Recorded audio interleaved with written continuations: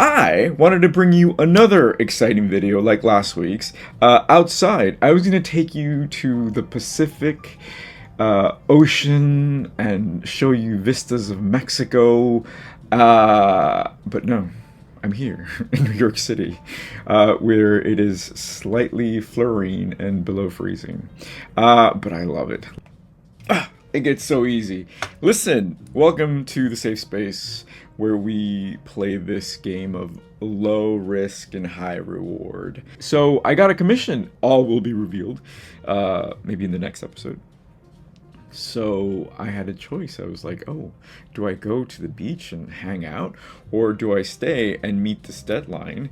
I mean, I think I could have pulled it off, but I really wanted to sit with this and have a really good experience creating this this collage. The collage they wanted was 30 by 40? 20 by 30. It's the biggest collage I would have ever made, right? So I was like, sure. They emailed me a few days after, and they want it to be 40 by 50, and I thought, of course I could do that. Listen, I come from a non-for-profit background, right? So the spirit of non-for-profit is you do what needs to be done with limited resources, and you just get it done. So when you're brought up with that, nothing's impossible. Needless to say, I stayed, and I've been working on this collage, and it's been so much fun because I've been spreading out, which is such a gift. If you can ever just spread out, commission or no commission. I took over my bedroom, I took over my living room, I took over the studio more than usual. I took the my record player to the living room. It was just kind of like laying on the ground, like playing with paper like a cat.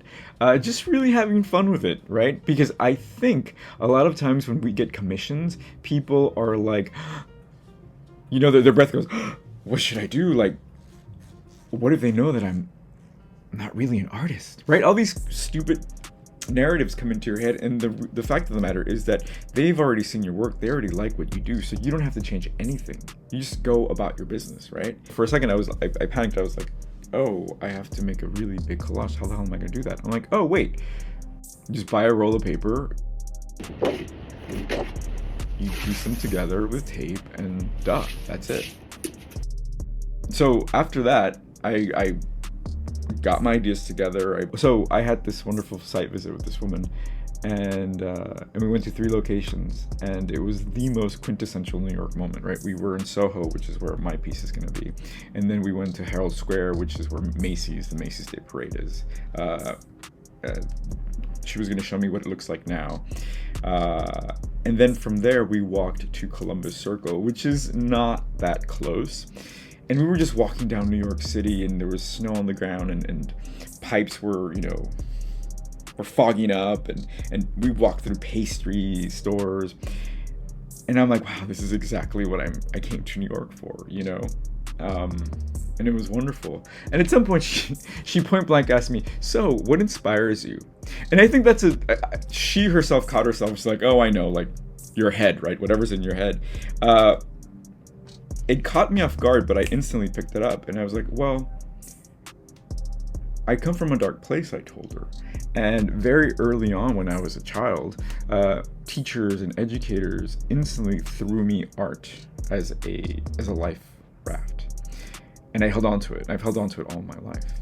And on this raft,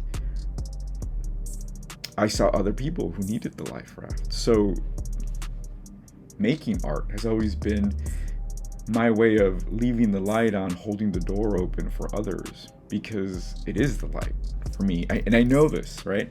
So that was my answer, right? And I don't think, you don't need an elevator pitch, but it's always good to know what your purpose is, what your intention is, because then it kind of centers you, right? It centers you, and it reminds you that this is why you're doing what you do.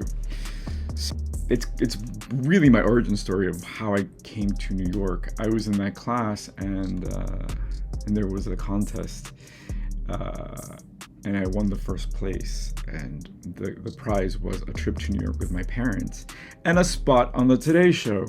So I was on the Today Show, and it was horrible because I was a teenager before I was a person, and I was just like this blobby little thing. Like it was bad, but it was cute. But I got to come to New York, and I breathed the air, and I said, I breathe better here. I need to be here. So that's how I got here. All right. As you can tell, I'm just excited. I'm just ecstatic. I'm just trying to like generate all the electricity and funnel it. All right. This is Luis Martin, the art engineer, reminding you that when you win, I win, and when I win, you win. Cheers.